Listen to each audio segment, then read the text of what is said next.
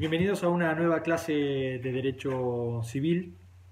En esta oportunidad vamos a ver los instrumentos privados, la bolilla número 23 del programa. Y el primer punto nos habla de los documentos y los instrumentos, su relación, ¿verdad? Y entre ellos vamos a ver que se trata de una relación de género-especie, en donde el género sería el documento, y la especie sería el instrumento. Es decir, por ser exclusivamente escrito, en general los instrumentos privados, mayormente, es que el ámbito que abarca es mucho más restringido que el documento. Vamos a ver que cuando hablamos de los soportes, que es el medio en virtud del cual un instrumento se manifiesta, o un documento, se puede expresar la voluntad de diferentes maneras, en forma verbal lo vamos a ver, y en forma escrita, pero en general la forma clásica de expresar la voluntad es en el papel. Antiguamente se hacía por papiros o sobre telas o sobre alguna forma que se manifestaba la voluntad en forma escrita, pintada, ¿verdad? Pero actualmente son muchísimas más los soportes en virtud de los cuales una persona puede manifestar su voluntad para contratar con otra persona, por ejemplo, los contratos bilaterales o cualquier tipo de o la realización de actos en virtud del cual se pueda manifestar de alguna manera la voluntad de una persona y que quede plasmada. Actualmente el sistema de la forma escrita, bueno, está entrando en una etapa que se llama de dematerialización del instrumento, es decir, que lo que se está tratando de buscar es mayormente la importancia de lo que se quiere transmitir, la finalidad de lo que se quiere transmitir, más allá de su existencia de tipo corpóreo, ¿verdad? Cuando hablamos de la clasificación de los instrumentos, tradicionalmente el Código Civil y Comercial de Vélez de 1869 nos hablaba de una clasificación que era de instrumentos públicos y de instrumentos privados. Actualmente el Código Civil y Comercial del año 2015 la diferenciación la da de esta manera. Los instrumentos pueden ser públicos o particulares, y dentro de los particulares, si están firmados, se denominan privados, y si no están firmados, se denominan particulares. Los instrumentos públicos los vimos en la bolilla número 22 del programa, y la gran diferencia que existe entre los públicos y los particulares firmados, que son los privados y los no firmados, es la existencia como requisito fundamental de un funcionario público. Una persona que dé fe, plena fe, del contenido y de las partes que participan en el instrumento público, que en los instrumentos privados no los tienen, ¿sí? El artículo 286 del Código Civil y Comercial nos indica que la expresión escrita puede tener lugar por instrumentos públicos, dice, o por instrumentos particulares firmados o no firmados.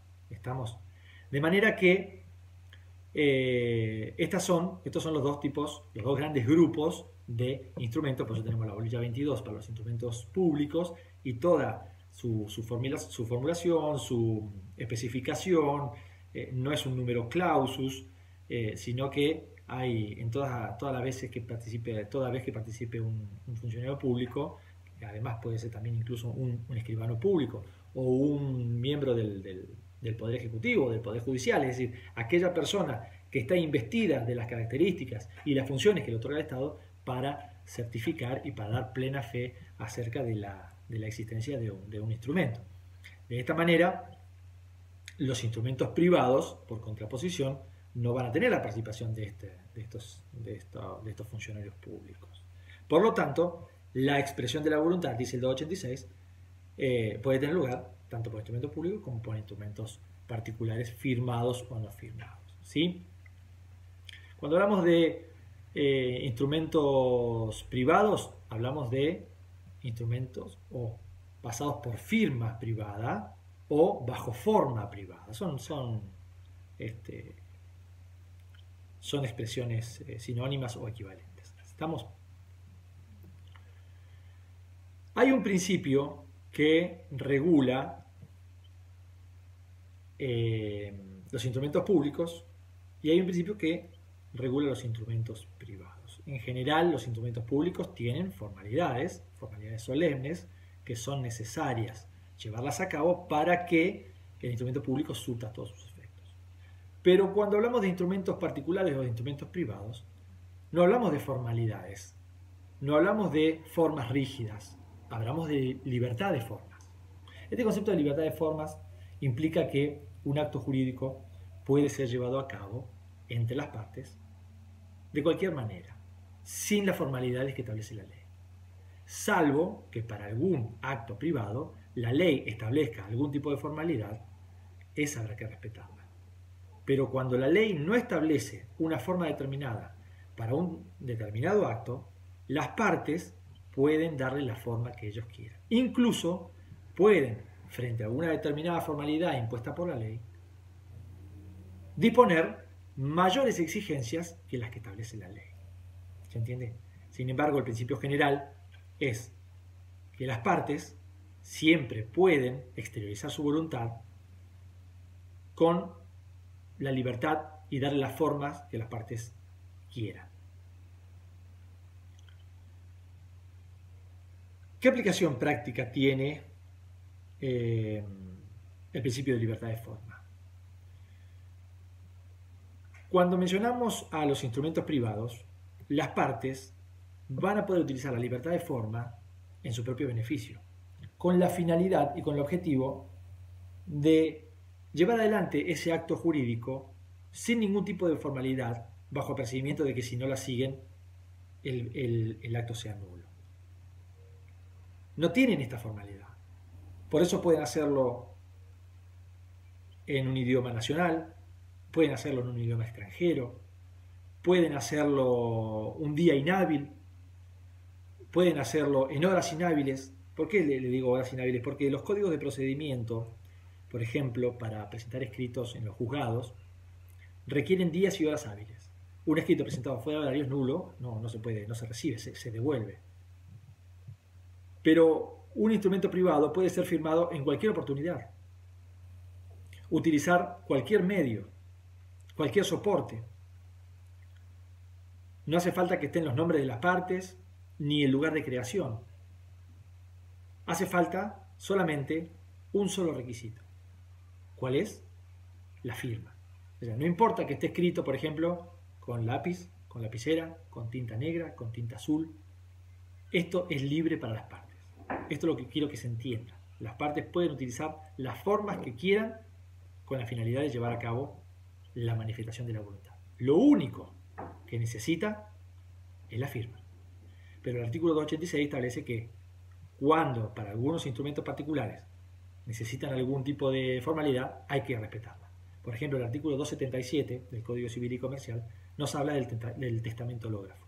El testamento hológrafo es el testamento en virtud del cual una persona deja, por acto de última voluntad, algún bien a nombre de otra persona o divide sus bienes en vida para cuando el momento de que esa persona fallezca. El testamento hológrafo requiere que sea escrito de puño y letra de la misma persona, fechado y firmado de puño y letra también por parte de la persona que escribió el testamento. Entonces esta es una formalidad que las partes no pueden disponer, que una persona cuando vaya a hacer un testamento no puede disponer. Si no se realiza el testamento con estas formalidades, el testamento no es válido. Otro requisito que necesita el Código Civil y Comercial para los instrumentos privados es que las enmiendas, las borraduras, las tachaduras sean salvadas con también la firma de las partes. Esto está en el artículo 316. El punto 2 nos habla del soporte de los instrumentos privados. El soporte, les comenté en alguna oportunidad, al principio de esta bolilla, que era la cosa, era el material sobre el cual estaba conformado o se realiza el instrumento. Les comenté que el soporte por excelencia de los instrumentos privados fue durante muchísimo tiempo el papel. Pero actualmente hay muchos videos, muchos sistemas electrónicos, disquetes. En alguna oportunidad hubieron minidisc, se llamaban, que era un sistema muy caro que no tuvo repercusión en ningún lado del mundo. Después existieron los pendrive o tarjetas de memoria actualmente. Pero todo aquello que reproduzca visualmente o audiovisualmente una manifestación de la voluntad, hoy es considerado como un soporte. De manera que no solamente existen los soportes escritos en papel, sino que también existen todo el otro tipo de soporte que es de tipo electrónico o digital, que vamos a ver también cuando veamos la firma digital un poco más adelante, cuáles son los requisitos y dónde está regulado el tema de la firma digital.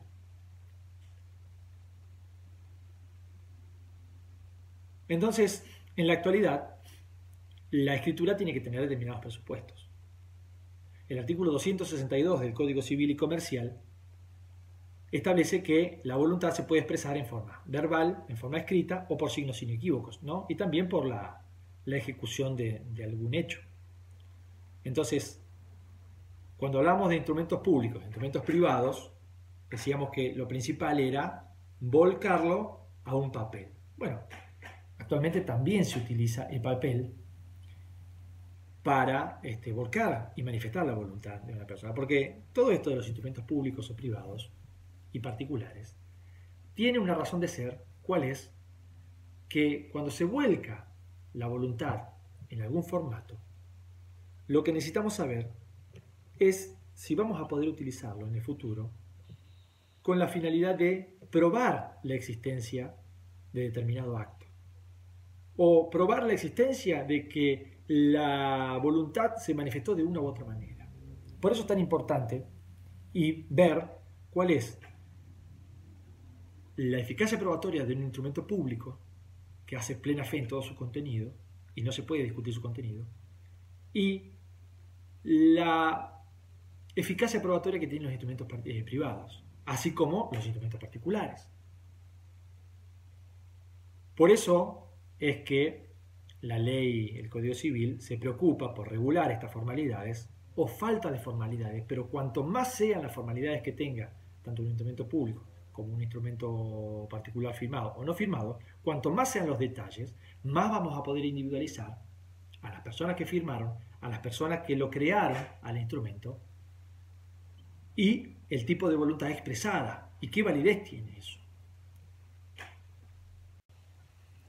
El punto 3 nos habla de los requisitos de validez de los instrumentos privados. Nos habla de la firma hológrafa, la firma digital, la ley de firma digital. Pero bueno, cuando hablamos de la validez de los requisitos de validez de los instrumentos privados, en principio hablamos de la libertad de formas. Esto nos indicaba que, como les comentaba, no es necesario ningún tipo de requisito para que un instrumento privado tenga validez, salvo la existencia de la firma, como lo establece el artículo 313, y salvo en aquellos casos especiales como el testamento hológrafo, en virtud del cual se necesita la firma de puño y letra del testador. Después no hay ningún otro tipo de requisito, como por ejemplo tampoco es necesario que los actos, yo se los comenté, el instrumento se haya realizado en algún tiempo hábil. No hay ningún tipo de requisito que diga, que hable sobre el tiempo hábil para la instrumentación bajo la forma privada. De manera que, conforme lo manifestamos en el artículo 184, hay libertad de forma, lo que implica que no hay un tiempo hábil para crearlos. Antiguamente el Código Civil de Vélez-Sarsfield nos hablaba de un requisito, además de la firma, del doble ejemplar. El doble ejemplar era cuando en los contratos bilaterales o en los contratos de los consumidores, contratos bancarios, donde hay dos partes, la parte débil podía solicitar a la otra parte la entrega de un ejemplar con la finalidad de estar en pie de igualdad entre las dos partes. Cuando eran dos particulares, por ejemplo, el requisito del doble ejemplar significaba que se tenía que dar una copia del instrumento o un original del instrumento a cada una de las partes con la finalidad de presentarlo en los lugares pertinentes, y esto servía como forma de prueba de la manifestación de la voluntad. Hoy el requisito de el doble ejemplar no está establecido en el Código Civil y Comercial. Lo que sí está establecido, y la única forma que se exige, es el requisito de validez de la firma. Es decir, que cuando queremos realizar un instrumento particular, es necesario para convertirlo en privado que esté firmado de puño y letra de la persona que va a adherir a la voluntad es decir, una forma de adhesión a la voluntad de lo manifestado en el instrumento. Esto está establecido en el artículo 288, que nos habla de la función que tiene la firma. En realidad la firma es la forma en que una persona tiene o tiende a escribir su nombre o a identificarse por medio de un signo que sea habitual, hay que firmar siempre de la misma manera, que implique la manifestación de la voluntad de adhesión a un texto y que, como consecuencia, imputa la autoría de ese texto. Y aparte, por supuesto, implica la conformidad a todo lo manifestado en el texto.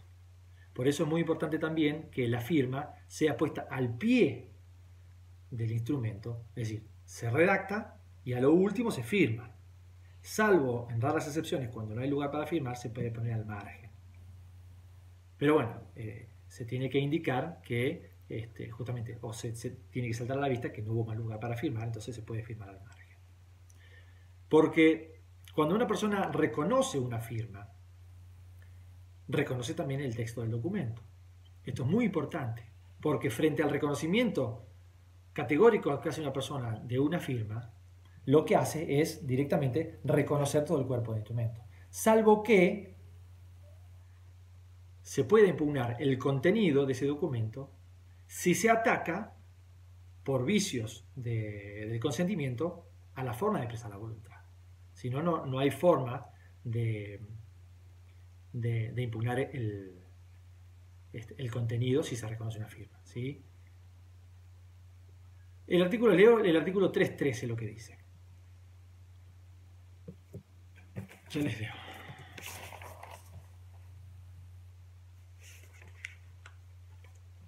Perdón, el 288, que nos habla de la firma. La firma prueba la autoría de la declaración de voluntad expresada en el texto al cual corresponde. ¿Ve? Ahí tenemos que si una persona reconoce una firma, esa firma prueba que el autor del documento, el autor del instrumento redactado, fue la persona que firmó. Y ahora dice, ¿en qué consiste la firma? Debe consistir en el nombre del firmante o en un signo. Perdón.